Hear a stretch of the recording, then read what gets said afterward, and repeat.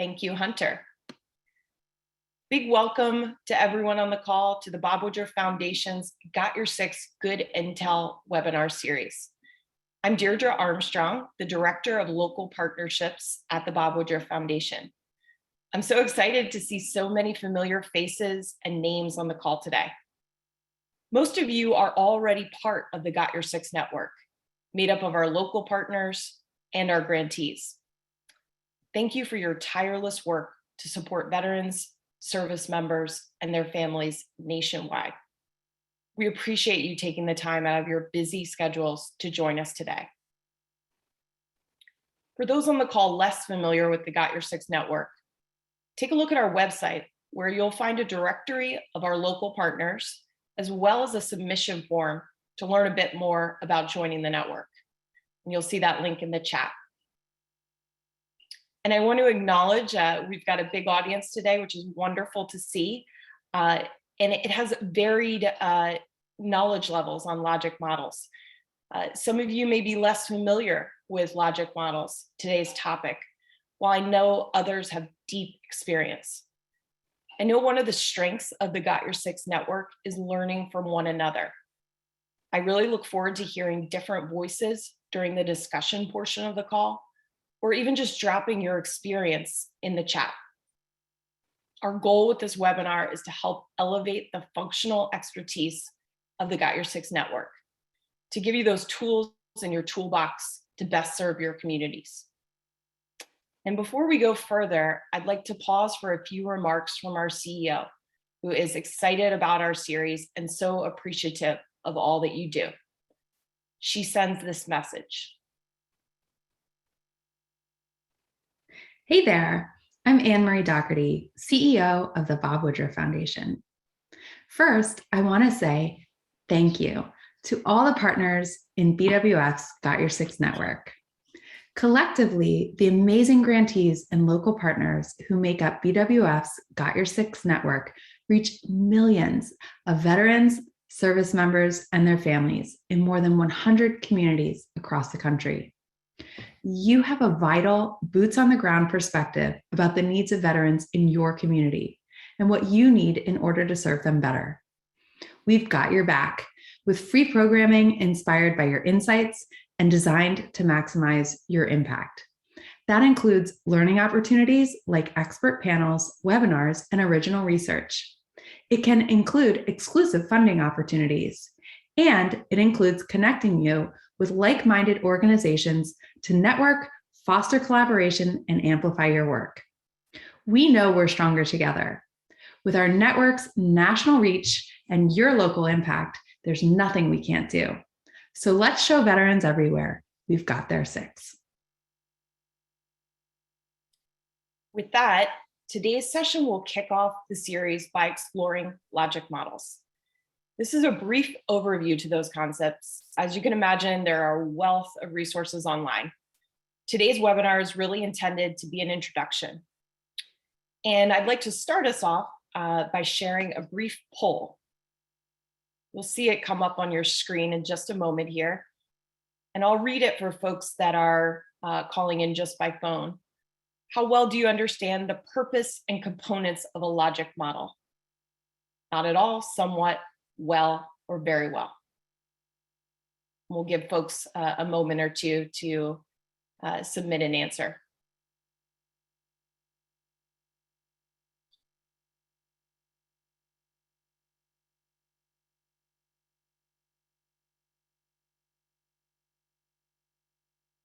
As I see the answers coming in, I just want to share, we'll ask the same question at the end of the session here today, as well as a question about additional resources.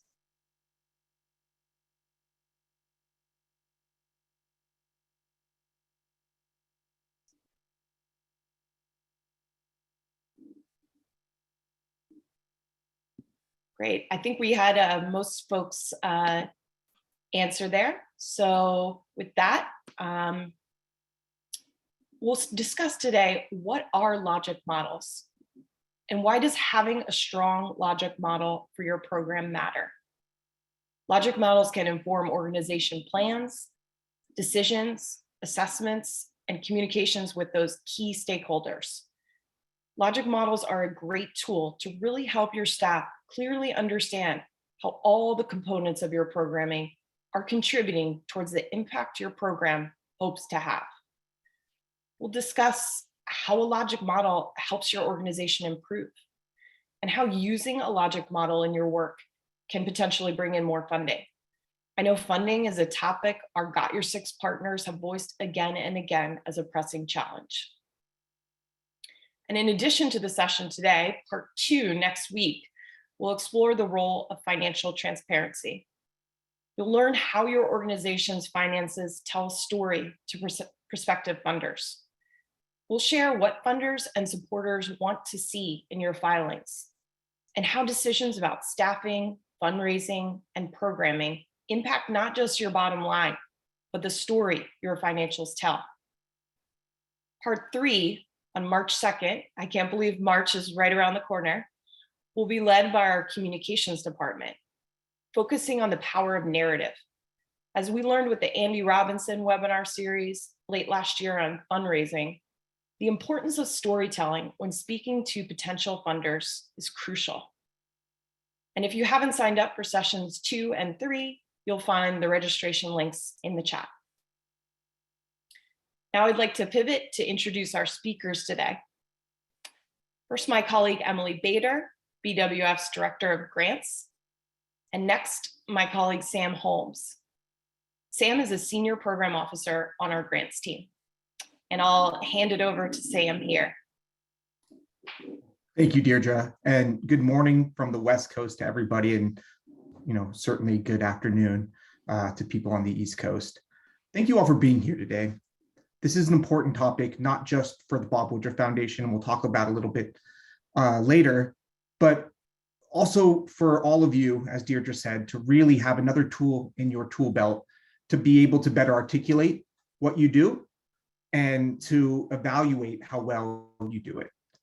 So we'll start with what is a logic model, and we'll pause for a second. Hunter, I'm unable to control the slides. Do you mind clicking into the deck, please? Thank you, ma'am. So a logic model is a visual tool to assist in program planning, implementation, management, evaluation. What they do is they help you tell a story. They allow you to speak clearly and comprehensively of the importance of your work. It's a tool to say why you do what you do, for who, how your program works, and for what purpose. But most importantly, how do you know it works? This story is told at a program level. This story helps you articulate your impact. This story helps you talk to funders, to partners, and to those you serve. Logic models can also be an internal tool to evaluate the impact of your work, to check that you're maximizing the resources that you have at your disposal, and to provide fidelity of understanding across your organization on what you do, how you do it, and why it matters. So we started with the what they are, and we touched a little bit on why they're important. But let me talk about why they're important from my seat as a senior program officer at the foundation. It's how we develop our application for our funding. It's how we evaluate applications, and it's how we conduct our follow-up. Again, when we're looking at funding, we're looking at funding outcome-focused programs. And this tool and this model really helps an organization present outcomes at the end of the day to meet a qualified need. So let's jump into it.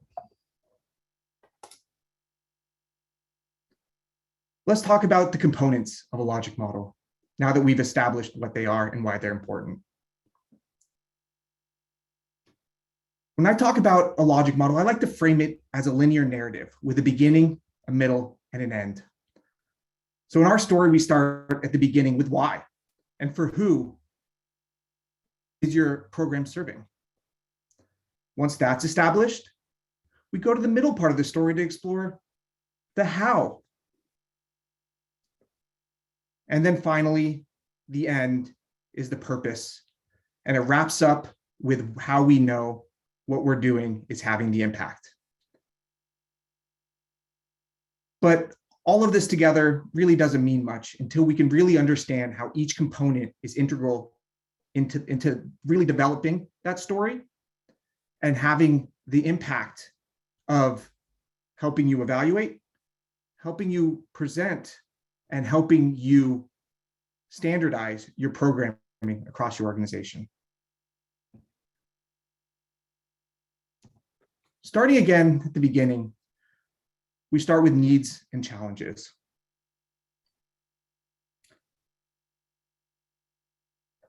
The needs and challenges represent the problem that your program is attempting to solve. Underlined in this and underlined in all of these components is the need for an evidence base. And this evidence base should talk throughout your entire program to the why you do what you do. A successful logic model's needs describe the scope and the scale of the problem, and it names the deficiency that you intend to solve. Also, within the beginning of our stories, the identification of a target population. The target population is the group that will benefit most from this program. You can consider this group by gender, by region, by characteristic. And we know as organizations that are serving the military and veteran population that we serve a diverse population with a whole range of needs, some of them specific to certain characteristics, and some of them specific to certain locations. The narrower we can define our target population, the more that we can describe a solution comprehensively to meet that need. Again, this is the beginning of the story. So let's move on to how we're going to meet those needs.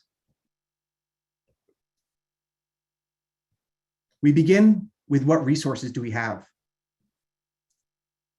Resources are essentially the inputs in your program. They are how much time you have to be able to dedicate to your programming, your funding you have available to you, your staff, including the expertise that they have, the space available, materials, and certainly partners that you can call on to be able to assist your work. Your resources, again, inform the scope and scale of your intervention. Who are your experts? Your experts may define how you develop an intervention.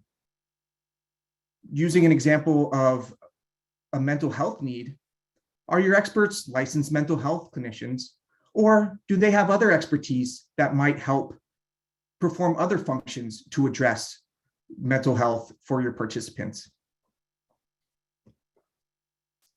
Once you have your resources established, you start looking at the activities that you perform. And activities are the efforts that make up your program and that you put those resources into action to do. Your activities should be evidence-based, relating to an intervention that directly addresses the need that you described. Using the example of mental health and this time PTSD, do you have clinical mental health experts as a resource? That may inform the type of activities that you perform. If you have other resources such as peer support specialists, perhaps it can describe a completely different activity that still may result in addressing the need that you describe. And these activities and these resources take us to the end of our story, beginning with outputs. Once we have our activities established, the outputs are those countable components of the activities. How many sessions, the amount of goods provided, people served. Those outputs help you understand really what is coming from your program. We're not quite yet at a point of understanding the so what for the individual, but this is a key bridge of understanding how your activities start to impact your population. Once we have those outputs established, we can start to understand our intended outcomes. Our intended outcomes are the changes in the targeted population that we expect as a result of engaging with the program. They may include changes in knowledge, attitudes, beliefs, behaviors, but most importantly, they should be directly attributable to your program and should talk to the need that is being addressed. Activities can be direct, or as you were, intended outcomes could be direct or indirect. Having a good sense of the relationship between your activities and outputs and the intended outcomes that you have is really important here, and we'll talk to that a little bit later. Again, just to use the clinical mental health and PTSD as another example, depending on the activities that your organization performs and the outputs produced, whether they be potentially clinical mental health or peer support, they're going to have individual outcomes that may not be directly related to the alleviation and the decrease in PTSD symptoms. And that's okay, as long as it's told in a logical, succinct way. And the final part of our story, and the part that I find and that we at the foundation want to make sure that we leave as one of the most important components, because it's often overlooked, is measurement and evaluation. Essentially, this is the how do you know you're having the impact. For some interventions, you may have a validated scale to use to measure your outcomes. For others, an intentional survey design that measures those indicators directly attributable to your program is a great fill-in to be able to just show the intended outcomes are being met from your program. And now that we have this story and the framework laid out, I'm going to pass it over to my colleague Emily to talk a little bit more about outcomes and measurement. Thanks, Sam. So I'm going to go through a deeper dive on outcomes, and then we'll show you 2 examples to really see what this looks like in practice. So as Sam touched on, outcomes are really those changes that you expect to see in your target population as a result of them engaging in your programming. So again, those may include changes in knowledge, attitude, skills, or behaviors, and they should be directly related to the need that you're trying to address. For example, will a person have increased access to stable housing or benefits?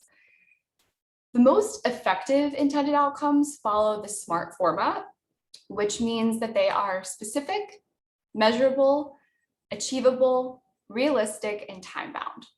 So what does this mean? Specific. We're looking for outcomes that are as detailed as possible when describing what will change and for whom. For measurable, there has to be a way to actually determine that change and its extent. For achievable, it has to be feasible for the target population. And realistic, it has to be able to be accomplished with the resources that you have available. And time-bound, this one's really important. You have to clearly describe the time frame when this change is going to occur so you know when the right time is to measure it. So one example of an outcome that doesn't follow this model is something like increased financial literacy. It's not really clear on how much or by when. If you turn that into a SMART outcome, it might look like increasing a veteran client's financial literacy by 60% after 10 sessions with a financial literacy coach. So I'd love to show some common outcomes that some of BWF's grantees use. This is not comprehensive, but just to give you a sense of what we're talking about. You'll see here they range. Some of them are looking at physical health, mental health, financial literacy, and others are looking at kind of whether or not they're meeting veterans' basic needs, which may be relevant to a lot of the programs that you all are providing, if it's kind of food provision. So hopefully this gives you a little more of a sense of what these outcomes might be looking at. Keep in mind that kind of outcomes will be grouped into either short or long-term outcomes, depending on the type of programming that you're providing. So if your program is only 3 months long, your short-term outcomes might occur in the 1 to 3 month range, and then your longer-term outcomes, might be more discoverable during follow-up. You really want to make sure that those outcomes make sense for the length of your program. So you want to be realistic about the depth of impact that you're going to have on people based on the length of time that people are engaging with the program.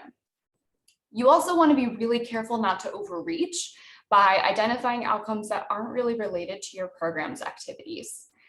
So for example, it wouldn't really be appropriate to claim that you're going to improve a veteran's mental health if you're providing a single resume workshop.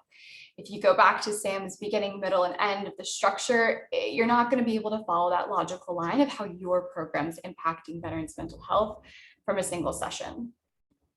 At the foundation, we see a really wide range of applications from programs that are kind of claiming that they're improving a veteran's clinical mental health, but maybe they're providing a single day of respite, distributing meals, or doing more appreciation events. While all of those activities have benefits to veterans, clinically significant mental health isn't related to any of those activities, and they won't be able to measure that and really gauge if they're having that impact. If the outcomes that you're trying to achieve aren't directly related to your program's activities, just go back to the drawing board, get back with your team, and really reconsider if you're targeting an outcome that's appropriate for your resources, for your activities, and for the outputs that you're able to track. So now I'll show you a quick example of how this looks. So as you see here, we've got our activity or the service the program is providing, that's that training. The output is the countable components. So here it's the 5 trainings for 3,000 participants. And then the outcome, that measurable change, is the increase in knowledge. And you can see it's following that SMART format. So we know what the time frame is, it's specific, we know what percentage we're looking for in that increase in knowledge. So we can really gauge if we've been successful toward that intended outcome. And now that you have all this background, let's go into a much deeper example. So we've simplified this a bit for the sake of the slide. I know there's still a lot to go through here. So this is kind of the logic model for BWF's VIVA program. So as you see at the front, the goal of the program is related to ensuring veterans with service-connected fertility challenges have access to resources to expand their families. So starting from that far left, we've got our target population, or the group intended to utilize the program. And for VIVA, that's veterans with service-related fertility challenges. Moving forward, the successful program really needs adequate resources, right? So we are really lucky to have our incredible fund administrator, Anne. I think she's on today's session. We also have the funding to support the program, the technology to help us review and process these applications, and our ongoing relationship with VA. For needs or the problems in the community that VIVA intends to remedy, we've got some needs that range from kind of lack of understanding about resources and opportunities available to gaps in eligibility restrictions and cost barriers. VIVA's activities, or again, those actions and efforts that make up the program, include the funding itself, the case management support that Anne provides to inform veterans about the VIVA program and maybe other opportunities that are available to them, the materials that the Bob Woodruff Foundation creates and the presentations that we make to educate the public about the need for this program. For VIVA's outputs, you can tell we are tracking a lot. So we're looking at everything from the number of applications we receive and from how many veterans, to the amount of funding that we provide, the number of pregnancies, and the number of those external presentations that we are publishing. Moving into intended outcomes. So this is what we expect to see as a result of people engaging in the program. So we've got babies born. We are thrilled to kind of share that we've had over 24 babies born through BWF's VIVA program and 8 confirmed pregnancies. We are also looking at the knowledge that people gain and the increase in access to VA IVF benefits. We're looking at the outcomes for the program. And then again, as Sam described, evaluation is what will help you determine your overall progress toward addressing the need. So we'll talk a little bit more about this in a moment, but we've put some up here for you as examples. Application review and response time, kind of rate of referrals to and from the program. These can vary widely and are kind of determined by the resources that you have to do evaluation, kind of the depth of impact you're looking to have on people. If anyone's interested in learning more about the VIVA program and sharing it to the veterans in your community, we've got the website here at the bottom of this slide, and we'll also share a one-pager about VIVA in our follow-up to you. Okay. So as you're building out your program's logic model, just keep this checklist in mind to make sure you're hitting all the components. Are all the people that you're intending to use the program represented? Do you clearly list out the community's needs that you intend to address? Are the resources that you have at hand all listed, and are they sufficient to help you address this need? Are your outputs and activities clearly defined, and are you able to kind of track them? Are the outcomes smart? And are you thinking about evaluation? Ensuring that all of these things are aligned is really necessary to help you accurately assess the overall impact of the program over time. And you really want to make sure that you're reconsidering this as you start delivering the program to make sure that everything is flowing the way that you intended. So this will lead me into my final topic. So measurement and evaluation. There are so many resources online about program evaluation, especially from the incredible researchers at the RAND Corporation who are experts on this topic. So I'm not going to go too deep for this session, but Hunter will drop a link into the chat with a really fantastic toolkit that does a deep dive on everything we talked about today, and also specifically on measurement and evaluation for anyone who's interested in digging in more. So you'll notice this toolkit is specific to programs addressing veteran suicide, but there will be a lot of benefit for all of you to kind of use the worksheets and get a deeper dive on some of the explanations for the core components of a logic model. So there are a few takeaways we want to make sure that you have on this topic. So first and foremost, what BWF considers best practice for outcome measurement and program evaluation is using pre-post quantitative assessments based on a validated measure, and ideally a follow-up assessment at a set point after the participants have left your program. So what does this mean in practice? Pre-post assessment happens when a program administers a standard test or survey or questionnaire to participants before they engage with the program, and then they re-administer that same test, survey, or questionnaire after participation in the program. So this is really crucial to understanding kind of that baseline of what people were presenting with when they walked in your door and your impact on them after they engaged with the program. You may have noticed that when we gave you that initial poll at the beginning, that was us addressing the baseline of everyone who's joining today's session. And then we're going to poll you again at the end to see how we've increased your knowledge on this topic. Follow-up assessment after people leave your program is also a really helpful way to gauge the depth of your impact on people and if it's enduring over time.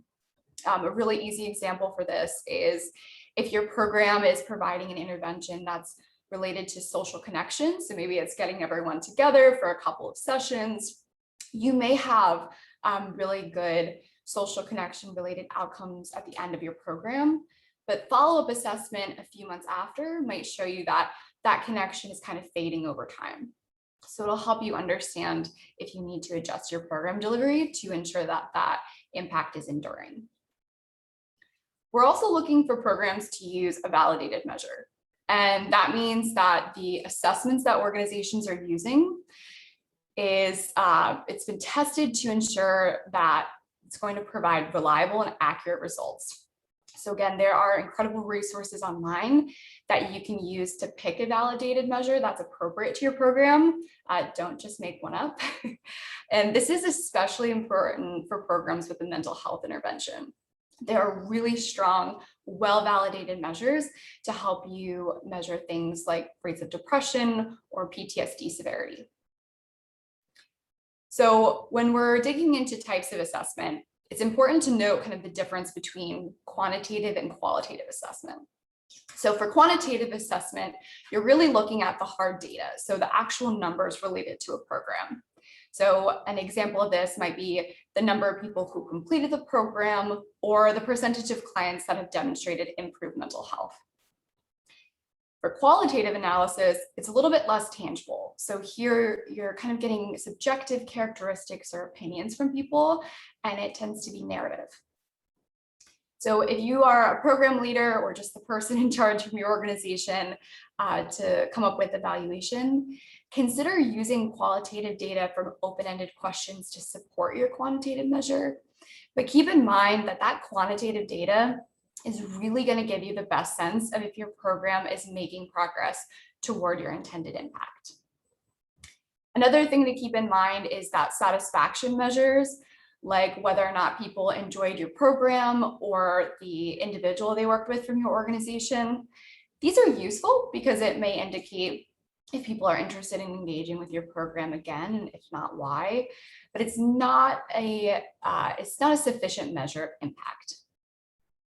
Kind of in a similar vein, specific anecdotes about people or kind of human interest stories can help you illustrate your empirical data. That's not going to be a valid substitute for quantitative analysis.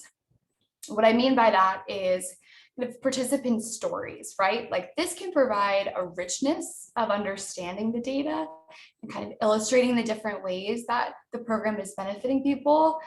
But those testimonials alone are not going to help you kind of think through your program's impact.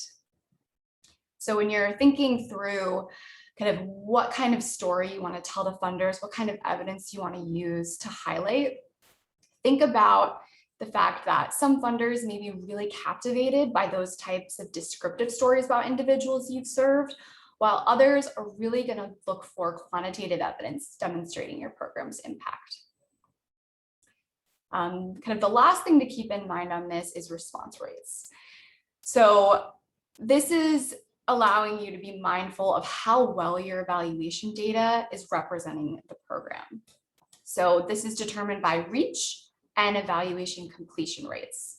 So again, Hunter shared that resource from the RAND Corporation in the chat. There's a lot more detail about response rates, but for our purposes, just keep in mind that in order for an evaluation to do a good job of being representative of the program, it needs to reach more than 75% of participants, and at least 75% of those need to complete the evaluation.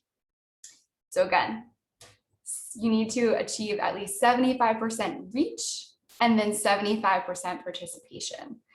So if you're pushing out a survey to everyone that participated in your program, and that's 2,000 people, and only 100 people respond, you're really not going to get a representative evaluation measure back from that.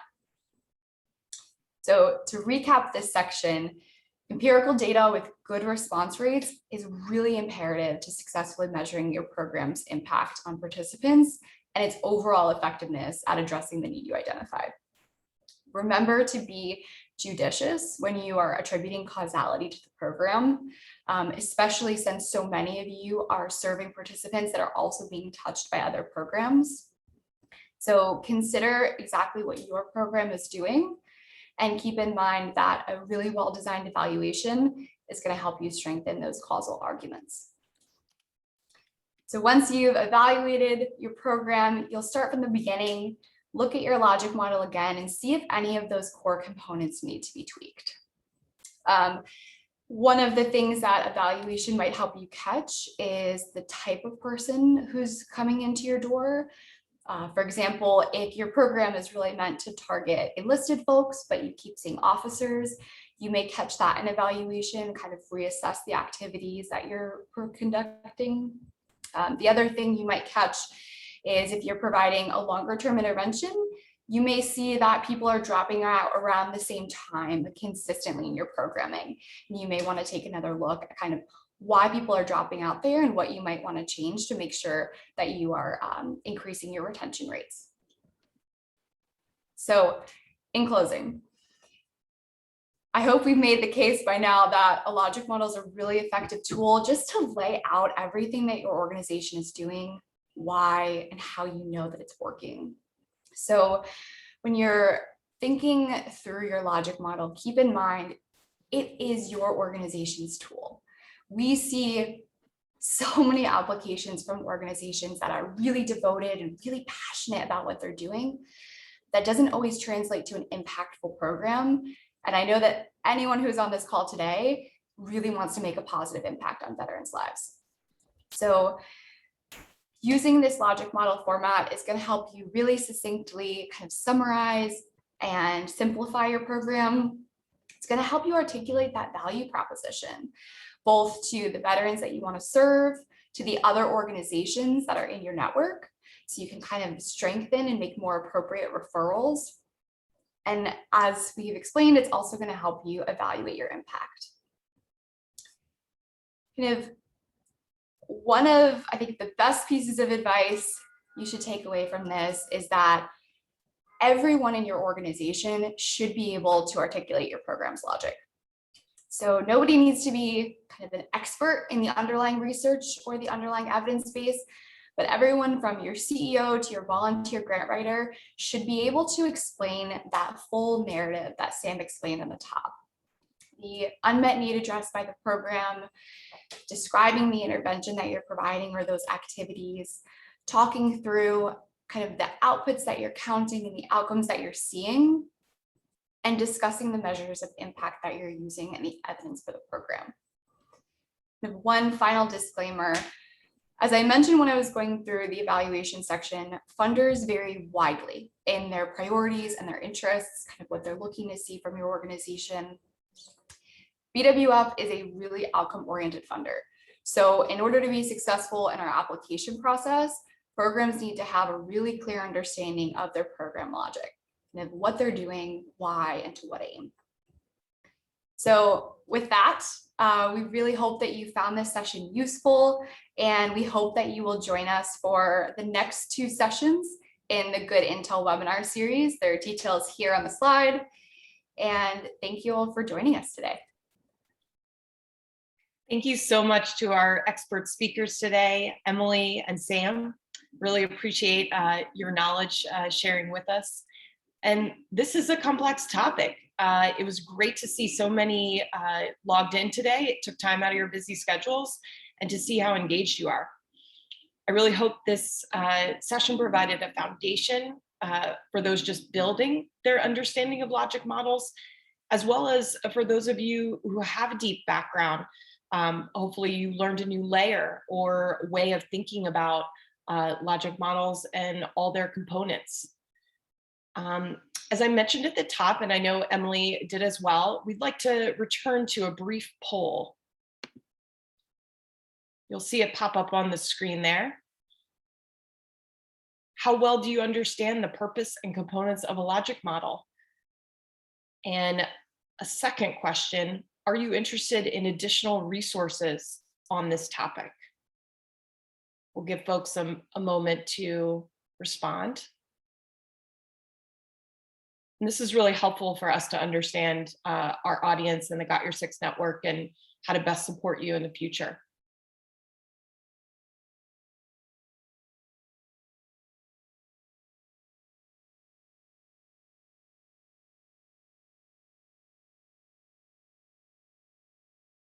Great. Thank you for your participation in the poll there.